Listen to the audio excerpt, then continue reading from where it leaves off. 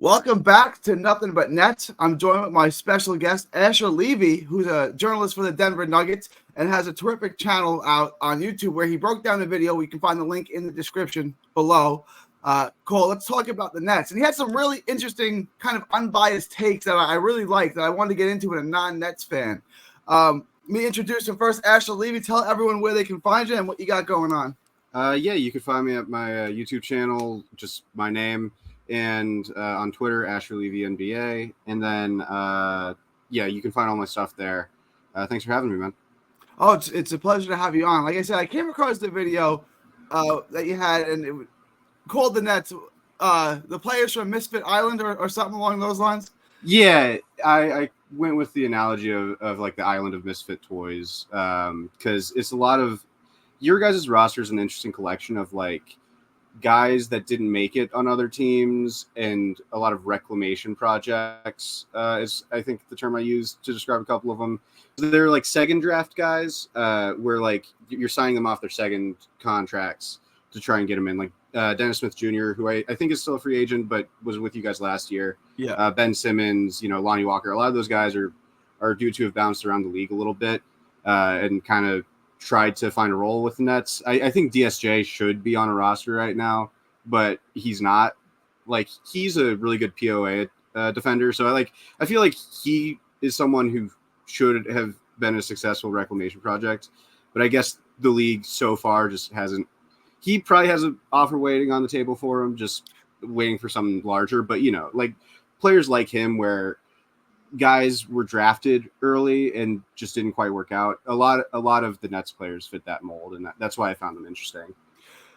You're about the only person outside of Brooklyn who finds the Nets interesting, so I appreciate that. And I wanted to get your take. Most of your takes I agree with. One of them I kind of disagree with.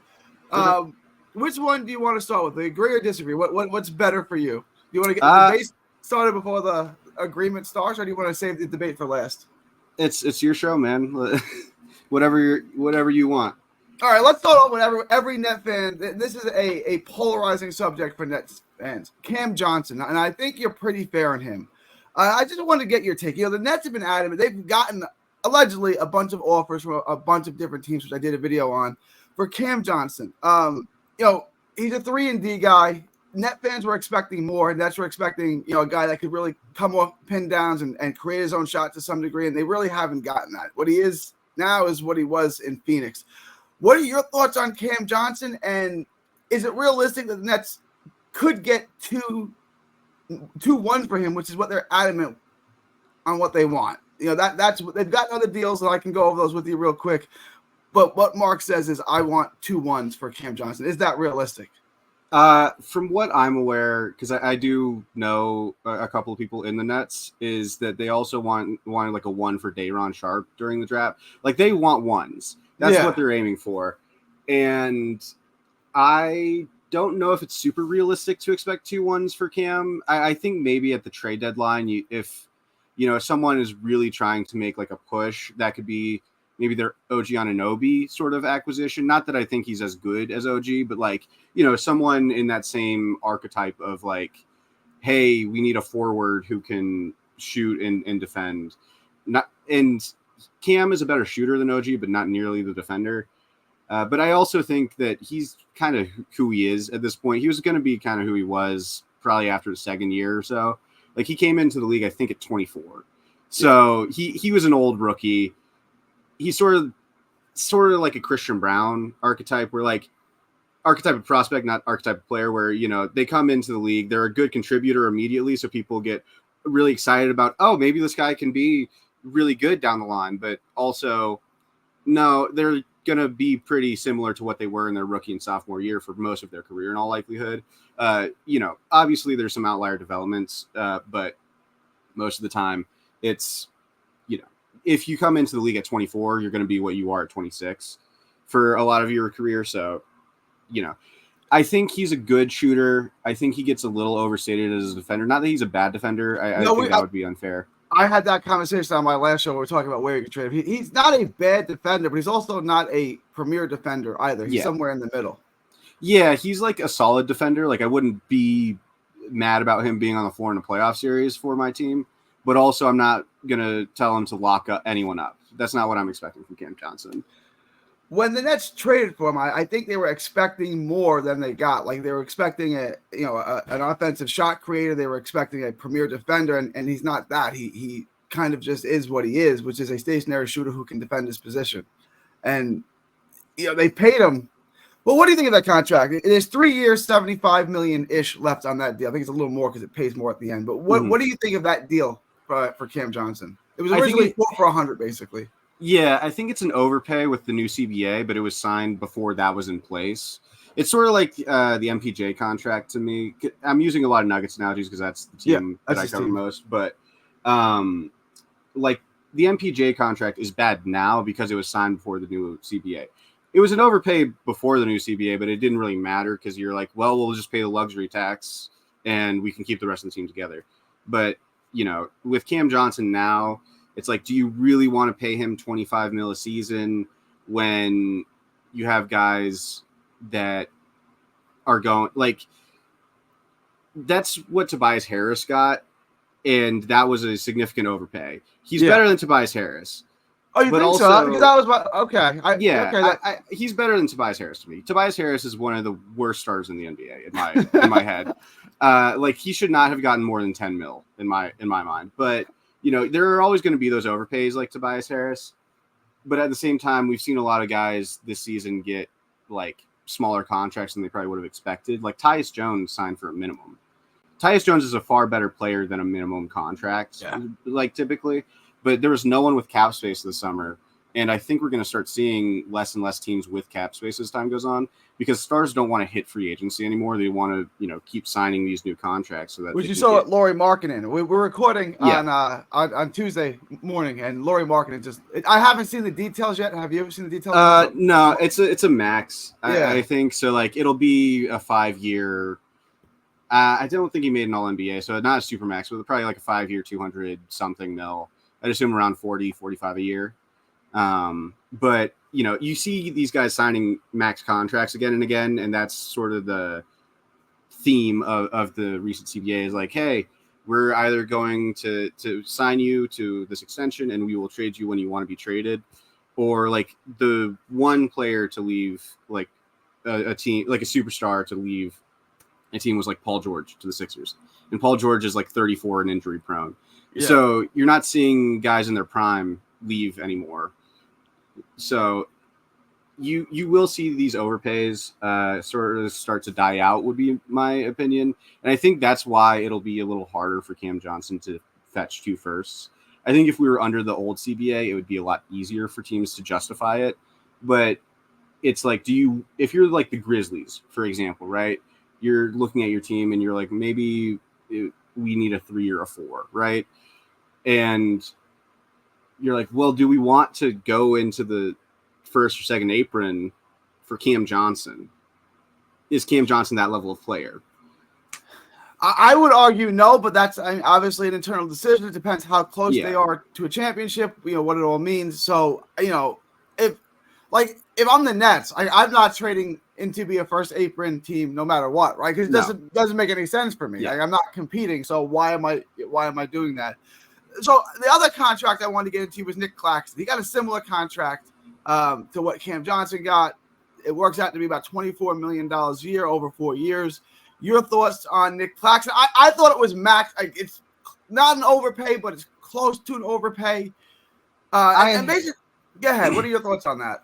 I think it's a fair deal. Like Clax is a near all defensive level player, and that's going to sort of be the going rate for those types of players. Like he's a good 5th starter, good 4th starter, I don't think he's going to be like the 3rd or 2nd best player on any contenders, but like he could certainly be someone's like Aaron Gordon level player. And Aaron Gordon right now is making like 22, 23, 24, somewhere in that like ballpark. Yeah. When his contract kicks in, if he signs an extension, it'll probably be for around like 25 to 30 mil. So like it's in line with that level of player. Whether you think the Nets should be keeping like a Claxton for that money is a different conversation, because I feel like Claxton could help other teams more. But I do think that it makes sense for the Nets to re-sign him so that at least if they want to part with him in the future, they could just get value for him.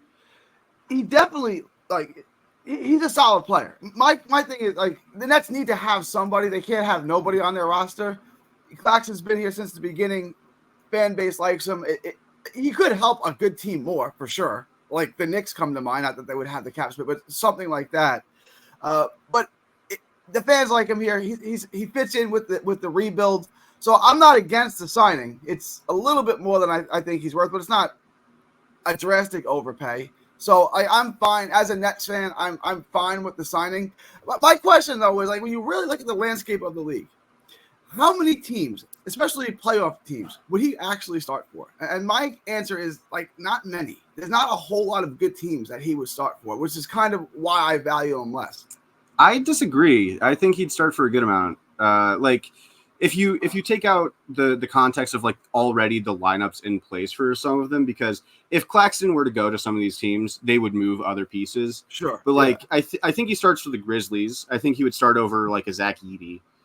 And then I think he would start for, like, the Hawks, even though the Hawks are, like, a play-in level team, you know? Yeah. Like, I think I could go through. I think he's a starter for probably 15 to 20 teams. So about half the league, maybe more. Yeah. Yeah, like, I feel like he's an above average starter. That's a fair assessment.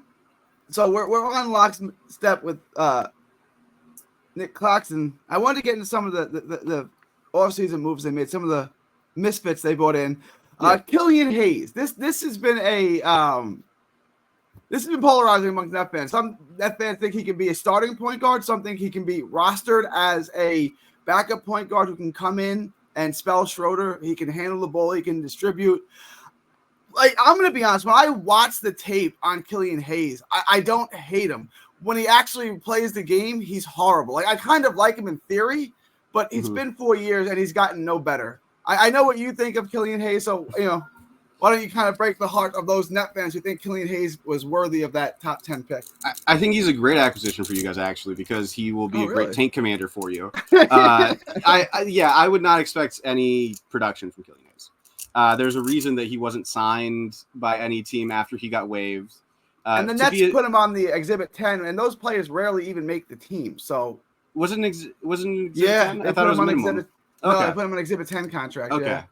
If that's the case, I mean, like, the Killian Hayes thing is what spurred me to make the Nets video, because I was like, what's this acquisition? And then I remembered, oh yeah, they have, like, a lot of those guys where, as I was talking earlier, 7th overall pick, didn't work out in Detroit. Now he's in Brooklyn. And if he makes the roster, you know, he'll be bad. And that's kind of what I think you guys should try and do this year is be bad, because you got your picks back. So there's no reason to be good, because you want Cooper Flagg, you want a VJ Edgecombe, you want an Ace Bailey, one of these guys, because the 2025 class is stacked. It's a lot better than the 2024 class. Like, the top 6 or 7 guys are all really good, like, could be star level guys, at least going into, you know, the college cycle, the Euro League, you know, like all those sort of cycles. But, like, just from AAU tape, from high school, from, you know, watching the FIBA Select team for Cooper Flagg specifically, a lot of these guys have a lot of great tape, and I don't hate being bad for you guys this year because of that. If you're trying to be like a play-in team, Killian Hayes won't help you get there. If you watch a lot of the Pistons lowlights from the 14 wins they had this year, a lot of those lowlights are Killian Hayes, because he can't shoot, doesn't have an elite handle. He can pass, kind of, like, he's a good passer, but, you know, like, it's sort of a Facu Campazzo principle, where how good of an offensive player can you actually be if you can only pass? Because how good of a passer can you be? You can't leverage it. Like, you're not creating advantages with your passing because teams aren't guarding you. I feel like he has some float game, like he has a layup package. It doesn't really seem to go in all that often, right? Like, you see him with these little floaters that just seem to hit the front of the rim over and over again. And you're like, okay, eventually that'll go in. 4 years in, they're still not going in. It's like, there was a player, I guess you're probably old enough to, Daquan Cook, who had a beautiful stroke, like a beautiful, and it just didn't seem to, he won a 3-point contest once, but he had like a beautiful, like Ray Allen stroke. It's like, okay, that'll go in. And then like 5 years into his career, he's still shooting 32% from corner threes. Like, I don't know what to tell you, bro. It's just not working out. And that's kind of where I feel like Killian Hayes is. I think he's going to get a chance to play. He's going to get minutes this year. In a backup to Schroeder, I would imagine, he's 6'5", so they can kind of pair him with Cam, who's their undersized too, in the backcourt. Again, I'm not really expecting much, but can he help in the development? Can he get Cam Thomas some easy baskets, I guess? Can he get Cam Johnson open looks? Can he at least do that? Sort of. Can he? Probably if you run sets, but I don't think he's going to be creating anything out of, driving kicks or anything. And also, if he does, guess where his defender's going? To help, probably. Yeah. Because he's not a shooter. He's not a scorer. He's not. Yeah. At any level. He's a 0 level scorer. And if you have a 0 level scorer, guess who's not going to be guarded? The 0 level scorer.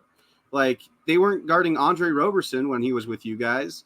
And he's not much better offensively than Andre Roberson outside of passing. So you do look at him and you say Killian Hayes couldn't average 12 points a game in the G League. There's just no offense. There's no scoring to him, right? Like, I mean, he just can't put the ball in the basket. And that's a problem, with a point guard in today's NBA. I agree with you on that.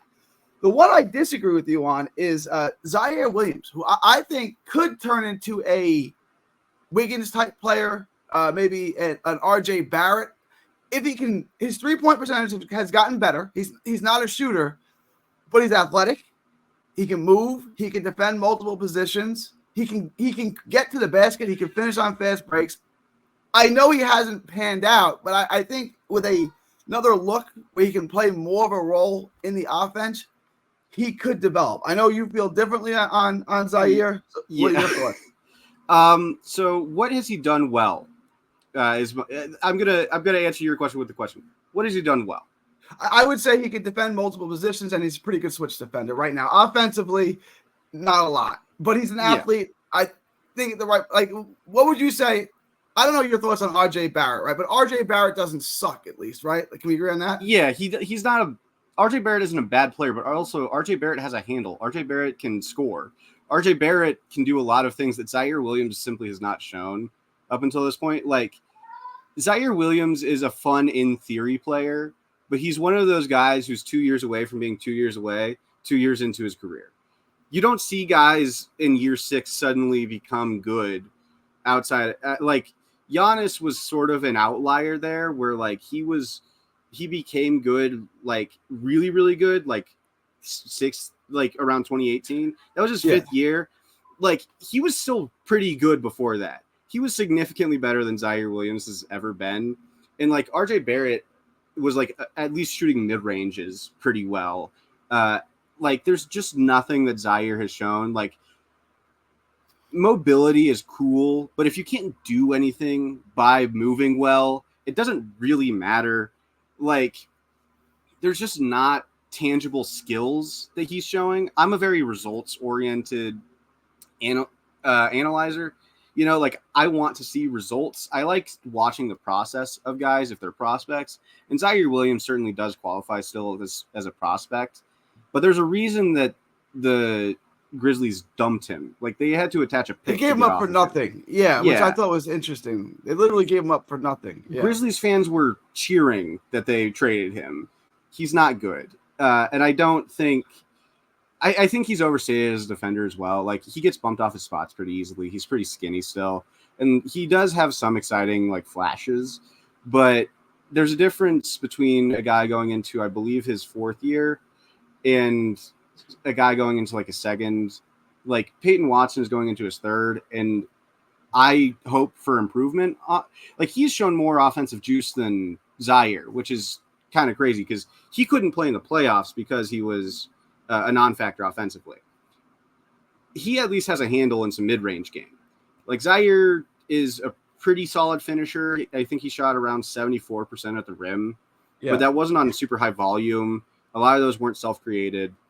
Like, you have to really set him up with stuff, and he's not worth setting plays up for, really. I understand. Can he?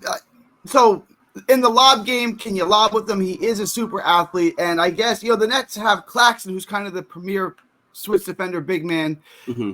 Does it make their defense a little better that now you have another guy who can switch in the pick and roll and defend multiple positions? I see upside in him. I understand what you're saying. Like, I would write off Killian Hayes to a large degree. I would not really write off Zaire, because I think he can help you. I mean, do you think he can help your defense in the switch game? And not that he can be a 15 point per game scorer, but can he lob with them? Because he's a great athlete and he's long. I mean, probably, but also isn't that Claxton's role? Yeah. So can you play them both at the same time? There's only one basketball to lob, because Claxton isn't really doing much offensively either. He's not that he's bad offensively, but he's pretty, you have to play him a specific way on offense. And if you're talking about using Zaire as a lob threat, I mean, that's more or less Claxton's role. So, could he play hypothetically 12 minutes a game for you guys and be a decent defender? Sure. But also his offensive game isn't anywhere near good enough to, do that probably when you guys want to be good. Will he do that this year? Yeah, probably. But also you guys are trying to win, and if I had to guess, as little as you can, because Cooper Flagg is coming. So, when this year, yeah, that's fine. But when you guys want to be good, he's probably out of the rotation. I think that's a fair assessment. I want to touch on two other subjects real quick. First, your thoughts. Cam Thomas is the most polarizing guy in New York right now. Look, I think he is what he is, which I think if you wanted to comp him out, I would say Lou Williams, which if you say that, some Net fans get super excited and some get triggered beyond belief. What are your thoughts on Cam Thomas? I mean, obviously he's a terrible defensive player. He's not a playmaker, but he's a bucket.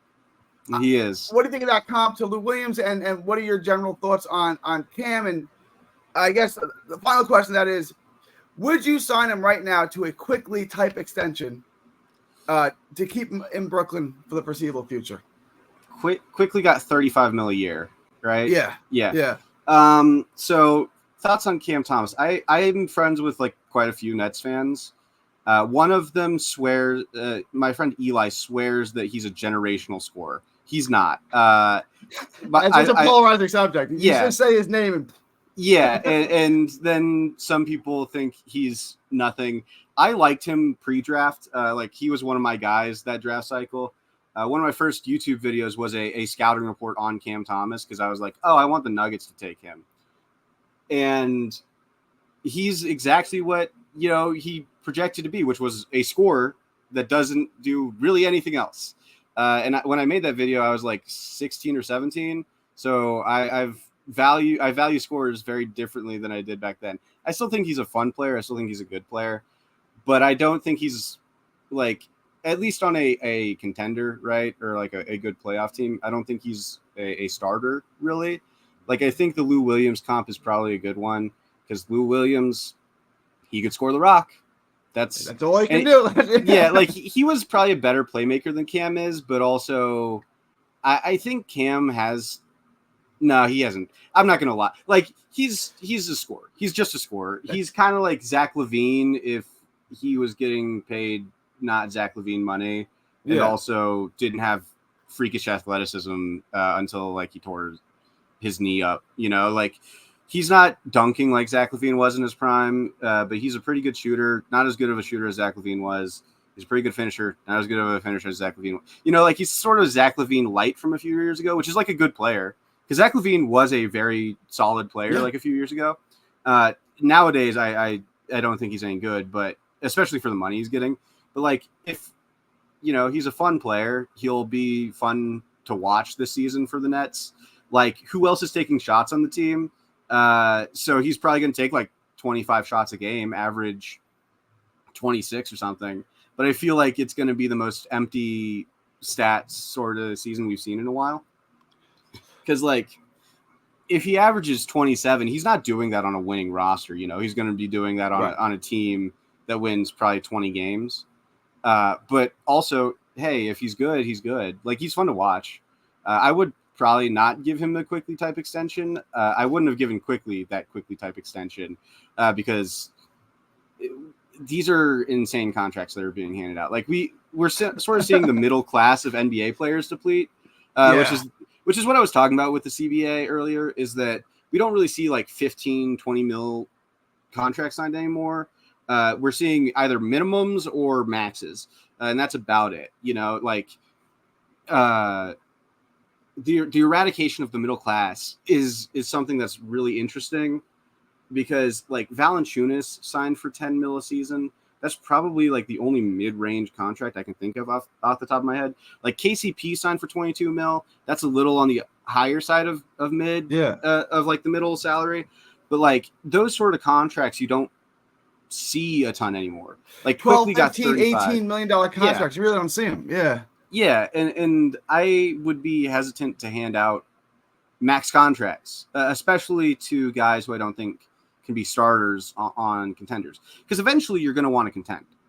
And if you're trying to contend, right, like you get, let's say, Cooper Flagg in, you get a couple of other guys in, and then you get like all this good stuff in, and then you're like, great, we're ready to contend. And then you look and you have 35 mil on your cap sheet going to Cam Thomas. You're like, well, we can't sign anybody else because we have 35 million going to Cam Thomas. Yeah, and that becomes problematic. And I get it. The hope is that the cap goes up every year, and when you're ready to compete, that doesn't look as bad because the cap went up. I get it. If you have Cam on a team that competes, he's coming off the bench. Like, we agree on that. How much, Ginobili came off the bench. Jay Crossover, Jamal Crawford came off the bench. These guys came off the bench and contributed for good teams and made a nice chunk of change. Yeah. Now, he's not as good as Ginobili, obviously, and he can't play make and run a point like Crawford can, so he's not that. But if you're bringing him off the bench and he can get you 20 points in 24 minutes, I think there's value in that. You know what I'm saying? Like, if that's all he can do. And go ahead. Yeah, there's value in it. Ginobili, I should be said that Ginobili was way better than a sixth man typically is. Sure. That was like a systematic thing. He was not actually, like, sixth men in my mind don't typically close games. You had, like, Ginobili was basically the third best player on that team. It's just, I think he was the second best player on the team, but that's a whole other debate. Yeah, third, second, whatever you want to say. He was one of the top three. And then Jamal Crawford sucked in the playoffs. Jamal Crawford was really, really bad in the playoffs. Like, if you look at his efficiencies, they were awful. He was not a good playoff player. So, like, it's an interesting archetype, but a lot of the time they don't turn out well in the playoffs.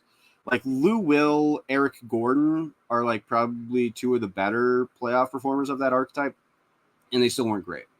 So, like, I'm very low on that archetype of player where, like, if I'm trying to get a sixth man for a contender, I want them to be a Bruce Brown type of sixth man, where they are primarily on the margins, and then they can also score if you need them to. Like, Bruce Brown made a lot of his impact on the 2023 Nuggets through defense and playmaking and, like, just offensive rebounding too. Like, he was on the Nets. He was like the best offensive rebounder on the team. He was a crucial, like, in many ways, when KD and Kai got hurt in that playoff, Kyrie and Harden got hurt in that playoff run, Brown was their next best player. Like, behind KD, he really was, because he could do a little bit of everything, which I think the Nets have in Trendon Watford a little bit. But Brown's one of the guys I think the league is moving. He can hit the open three. He can handle the ball. He can defend. He can rebound. That is an excellent piece to have on a competitive team in Brown. Mm-hmm. Yeah, that's sort of the archetype of player I'd be wanting as a sixth man. Like, for the Nuggets, if I were to choose a sixth man right now, I'd go right back to Bruce. I'm not going to even on the higher end of, like, scoring guards. I'm not going with, like, a Zach LaVine. Yeah.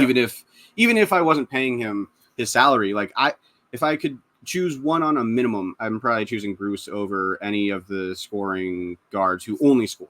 I'm not saying like guards who score, because there are guards who score and do a lot more. But like, I'm just not high on the archetype, and that might be a thing that people disagree with me on, as far as just they think those guys can be valuable, but just historically they've never really been that valuable. Like, you can't really think of many championship teams with like six men who were scoring 18-20 points a game. You're not wrong with that. The Nets are still very, very far off from competing. They got Cooper Flagg or Ace Bailey. They're still not competing for another year or two. I understand. I certainly understand your point on Cam Thomas, right? Like, I mean, how much value does he really give you? And do winning teams have formulas like that? And the answer's largely been no. So you may have changed my opinion on Cam Thomas, because before this conversation, I would have given him the Quigley contract. Sure. And I still love Cam Thomas, but like, after you make that point, like, winning teams don't have players like that coming up the bench. You're kind of right, and that's a fair point to make. The other thing I wanted to get into with you was in the first kind of run that the Nets rebuilt before they got KD and Kai. They got Dinwiddie and they got Joe Harris, and they had a bunch of misfits similar to this. They weren't as highly touted. Most of them were second rounders or late first. They weren't lottery picks. But they had a team full of misfits, like, and these guys, specifically Joe Harris and Dinwiddie, thrived in a role and got big contracts elsewhere and really contributed for a while. Yeah. Do you see anyone? I know it's not Killian Hayes. I know it's not Zaire, but do you see anyone on the Nets that can really outperform what people are expecting and kind of play himself into a bigger contract? As much as like people kind of dunk on him, and I am sort of included in that, I still kind of buy Ben Simmons a little bit. Like, not enthusiastically. You can hear it in my voice. I'm like, Ben Simmons. So painful, yeah. Yeah, but like, I think he could be solid for someone. Like, if he really bought in on just being a defender, if he would, actually finish strong around the rim like he's capable of, like, also assuming the back stuff like works itself out, right? Because if he has a back injury and that just lingers, then that changes his outlook entirely, in all likelihood. But like, he's still a really good passer, still a really good defender, and he is still a 6'10", big guy who can move pretty well. At least from what I saw last year, he was pretty decent moving. So Ben Simmons, maybe, like, he could maybe go somewhere and be an Aaron Gordon light. I don't think he's quite the athlete Aaron Gordon is now. I don't think he's offensively as talented as Aaron Gordon. Well, talented might be. I don't think he's as offensively impactful as Aaron Gordon anymore. But and defensively, Aaron Gordon's still really good. But like, Ben Simmons in his prime was an all defensive sort of guy. Maybe him. I think Dennis Schroeder is still really good. I think he's a good playmaker, good scorer. I think he could be solid for a team still. And then I like Day'Ron Sharpe a lot, like, just as a backup big. I don't think he's a starter anywhere, but I think he'd be pretty solid, just as a backup. He can clean the glass, and he's shown flashes where he can stroke the three. If he could ever hit that fairly consistently, I think that makes him really valuable. But at a minimum, he's a glass cleaner for sure. He's one of the premier rebounders statistically in the league each year. I want to get your take on this. So the over-under on net wins this year, 19.5. It's one of the lowest win total. I think it's the lowest win total since they've projected since like 2015 or something like that. Probably. 19.5, over or under, and why? So it'll go one of two. 19.5 is low. Keep that in mind. That's low. It'll go one of two ways in my mind. Either it will be like 15 wins, or it'll be like 35. Like, you guys will either be really, really bad, like below, like 15 or below, like Detroit last year, that bad. Yeah. Or you will have another like D-Lo year where like Cam Thomas becomes your D-Lo this season, and a bunch of your role players actually turn out to be okay, and you're like a 9 seed. It'll be one of the two. I probably lean towards the former. I think you guys will probably hit under on that because I feel like if Sean Marks sees, oh shit, we're being decent again, he'll trade the people who are being good for picks. But there is that slight chance of like the role players figure it out, and Dennis Schroeder averages like 17-7. Cam Thomas averages an efficient 24, 25. Nick Claxton averages a good double with like 2 blocks. Like there is that chance. Yeah. It's not out of the cards, but I would probably lean under. All right. I mean, that's certainly a fair assessment. And you're going to make a lot of Net fans happy because I agree with you. And like, it depends on who they trade, right? Like if they keep this team, I think they may be the 30-win version of what you said. If they get rid of everyone, if they get rid of Schroeder, if they get rid of Cam Johnson, they get rid of Dorian Finney-Smith, they get rid of Bogdanovich, they get rid of everyone. Well, they're going to be a 19-win team because, it's just, so that, like, the last thing I'll let you go is Schroeder, Cam Johnson, Dorian Finney-Smith, Bogdanovich. Would you keep any of them up until at least the deadline, or would you trade all of them as soon as possible? For you guys, I would trade them once you can get their optimal value. If you're not getting any offers until the deadline, hold them until the deadline. But if you get an offer for like a first-round pick and a good young player in November for Schroeder, take it. Like if someone's throw one at you, I found interesting. Sure. I think fits for all teams. Cam Johnson for Jet Howard and a bunch of 2s. Is that a trade that the Nets should entertain? Is Jet Howard from Orlando basically trading for a first-round pick? I like Jet. I would try and also get like the Nuggets first in that because they have the Nuggets 2025 first from the Aaron Gordon trade. So if you could get that in Jet, I'd like that. Jet is probably good. He's a really solid, shooter. Played a lot in the G League, but also you don't see guys play their entire year in the G League often and turn out to be very good.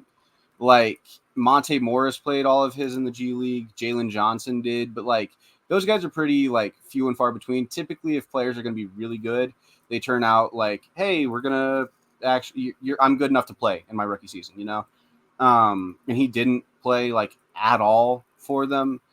Ant Black played more, and Ant Black is not great, but also he's a shooter. Like he's a really good shooter. Yeah. That's pretty easy to like at least fit into a role somewhere, even if it's just 10 minutes a game and you're like, hey, can you just like come off a couple of screens, hit 2 threes, average 6 points a game on 40% shooting? Like, can you do that? The answer is probably yes.